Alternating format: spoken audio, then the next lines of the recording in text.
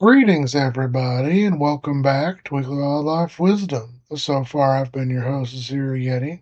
And without further ado, let's get into it with first thing of the week being Miragaia, a genus of long-necked stegosaurid dinosaur, which lived throughout what is now Europe and possibly North America. During the late Jurassic period, some 152 to 144 million years ago. The first remains of Miragaia, consisting of a nearly complete interior half of the skeleton, with a partial skull, were discovered in 1999 during the construction of a road between the villages of Miragaia and Sobral. Unfortunately, the rear half of the skeleton was most likely destroyed by the road cut. However, it wouldn't be until 2009 that Octavio Mateus, Susanna Maidment, and Nikolai Christensen would officially name and describe the animal as Miragaia longicolum. The generic name refers to the village of Miragaia in the municipality of Lourinhã, next to which the first specimen was uncovered. The specific name means long neck from the Latin longus, meaning long, and column, meaning neck. Additionally, the researchers found the partial remains of a juvenile individual intermingled with the bones of the holotype, and were also assigned as the paratype. Since then, it was found that undescribed stegosaur remains, initially excavated in 1959, belonged to a specimen of Miragaia, and that the fragmentary stegosaur Alcovasaurus is likely synonymous with Miragaia and represents a second species, Miragaia longispinus. Additionally, it has been proposed that Miragaia is a junior synonym of Dacenturus. However, current research puts them as distinct yet closely related taxa. Reaching around 20 to 21 feet, or 6 to 6.4 meters in length, and around 4,400 pounds to 2,000 kilograms in weight, Miragaia was a fairly large but comparatively light weight for a stegosaur. The most notable feature of Miragaia is its long neck, which was composed of at least 17 vertebrae, making it the longest amongst all known stegosaurs. Like other stegosaurs, Miragaia had notable osteoderms, with rows of tall, narrow plates and equally long spines. It may have had a pair of shoulder spikes, but this is unconfirmed, and the long spikes used as evidence of this might actually be from the tail region. Next up is Papiliopolyzenus, better known as the black swallowtail, the American swallowtail, or the parsnip swallowtail. It is a species of butterfly found throughout much of North America. Here these butterflies tend to dwell in more open habitats such as grasslands, agricultural fields, parks, marshes, and deserts. Both black swallowtail adults and caterpillars are notable for feeding upon a wide variety of host plants, including various species of carrot, parsnip, dill, fennel, magnolia, celery, angelica, pimpernel, rue, parsley, lovage, Alexander's, rough-root scaleseed, honewort, hemlock dropwort, water cowbane, and Queen Anne's lace. Reaching around 2.72 to 3.31 inches or 6.9 to 8.4 centimeters in wingspan as adult butterflies, with females being typically larger than males, the black swallowtail sports wings that are black with 2 rows of yellow spots. These spots are large and bright in males and smaller and lighter in females. Females additionally have prominent blue area between those 2 rows. Both sexes show a red spot with a black bullseye on the inner hind margin of the hind wings, and an isolated yellow spot on the front edge of the wings. The eggs are pale yellow, and the young larvae are mostly black and white with a saddle. And older larvae are green with black transverse bands containing yellow spots. The black swallowtail caterpillar has an orange forked gland called an osmeterium. When in danger, the osmeterium, which looks like a snake's tongue, everts and releases a foul smell to repel predators. Females lays eggs on host plants, usually on new foliage and occasionally on flowers. The egg stage lasts between 4 and 9 days, and the larval stage is another 10 to 30 days, with the pupal stage being 18 days. Winter is spent in the chrysalis stage, and adults will emerge in the spring to seek out host plants. Black swallowtail butterflies show some significant variation in lifespan depending on the temperature and the species of the host plants, from as little as 2 weeks to upwards of 6. Next up is Chelinus fimbriata, better known as the Amazonian mata-mata, or the mata-mata. It is a species of South American freshwater turtle found in the Amazon basin and river systems of the eastern Guianas. It was formerly believed to also occur in the Orinoco basin and the western Guianas and the upper Rio Negro Branco system.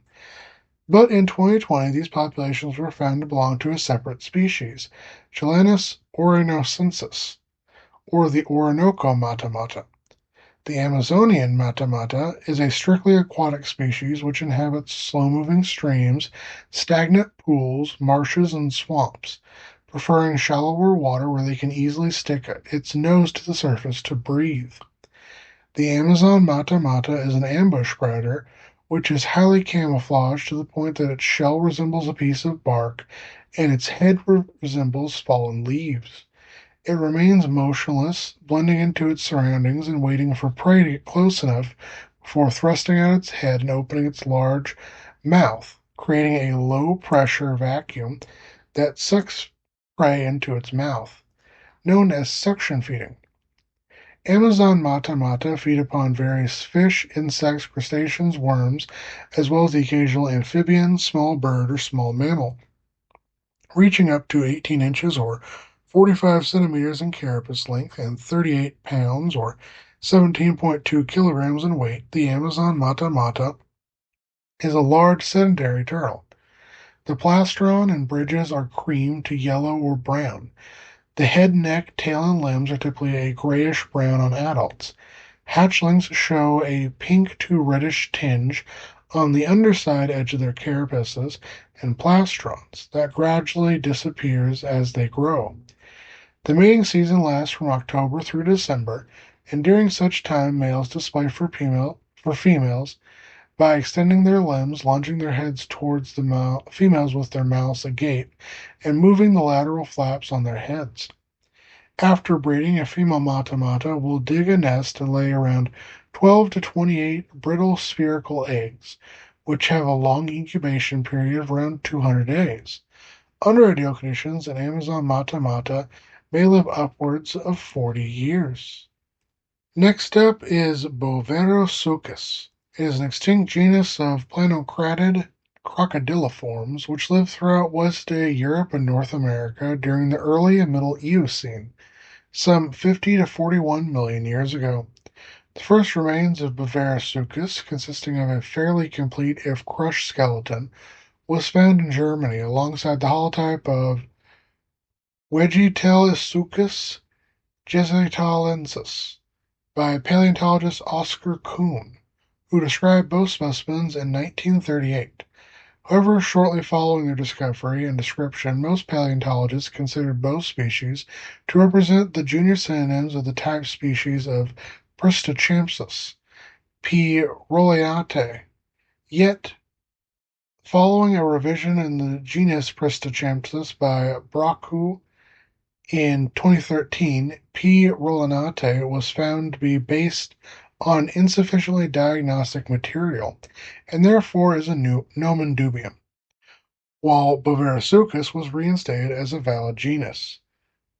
Brockou, 2013, also assigned Crocodylus vorax, which had been referred to as Pristochampsus vorax since Langston in 1975, as the second species of Boverosuchus. According to Brockou 2013, material from the Middle Eocene of Italy and Texas may represent yet another unnamed species. Two Asian species of Planocrania were found to be closely related to Boverosuchus using phylogenetic analysis. The name Planocrinidae was reinstated to contain these genera and replace Pristochimsidae. Reaching between 7 and 12 feet, or 2.13 to 3.65 meters in length, and 200 to 600 pounds, or 90.7 to 272.2 kilograms in weight, Bavirasuchus had heavily armored skin and long limbs, suggesting a cursorial lifestyle, and was capable of galloping at considerable speeds. It also had hoof-like toes, suggesting that it lived more on land than in the water, and that it therefore was an active terrestrial predator. This is further supported by the fact that the teeth of Bavirasuchus were zyphodont, i.e., laterally compressed, sharp, with serrated edges, which is a characteristic shared by other terrestrial crocodiliforms that are unable to dispatch prey by drowning them. Next up is Balænoptera rici, or as it's more commonly referred to as Rice's whale, or the Gulf of Mexico whale. It is a species of baleen whale that first became scientifically described in 2021. For a long time, it was believed that this species was instead a distinct population of Balænoptera brideae, better known as Bride's whale, as they are nearly identical in appearance, though notably, Rice's whale can be distinguished via three distinct ridges on the top of its head and its wider nasal bones. Additionally, Rice's whale sports a completely unique repertoire of calls and songs. The species is named after marine biologist Dale Rice, who first recognized the whale as some manner distinct from the common Beard's whale, although notably as a subpopulation, back in 1965. Like their common name suggests, the Gulf of Mexico whale is endemic to the Gulf of Mexico, and is only very seldom seen outside of it. Contrary to Bride's whales, which spend much of their time feeding near the surface, Rice's whales have a diel vertical diving pattern, spending their days in deep water and nights near the surface. During these dives, it is believed that Rice's whales feed upon lanternfish, hatchetfish, and cephalopods. At depths of up to 890 feet or 271 meters, reaching around 13,870 to 27,200 kilograms, or 30,578 to 60,000 pounds in weight, and 41.5 or 12.65 meters in length. Rice's whales have a generally streamlined body which sports a notably pale pink underside and a deep dark gray dorsal side. Rice's whales face many threats such as pollution, vehicle collisions, and entanglement in fishing lines and nets, and notably oil spills. These threats, combined with the species' limited range and low population numbers of less than 100 individuals, make Rice's whales critically endangered and considered to be one of the most imperiled marine mammals on Earth. Next up, we have Alectornis rufa, better known as the red-legged partridge or the French partridge. It is a game bird in the pheasant family Pheasantinidae of the order Galliformes, which is native to France, Spain, and Portugal, and has been introduced throughout Britain. They prefer to inhabit shrubland, grasslands, farmlands, and scrublands, as well as rocky areas, where they live in small flocks of around 5 to 20 birds, and feed upon various nuts, seeds, grains, herbs, sprouts, and the occasional insect. Reaching on average 12 to 15 inches, or 30.5 to 38.1 centimeters in length, and 14 to 26 ounces, or 400 to 737 grams in weight, with an 18 to 22.5 inch, or 45 to 57 centimeter wingspan.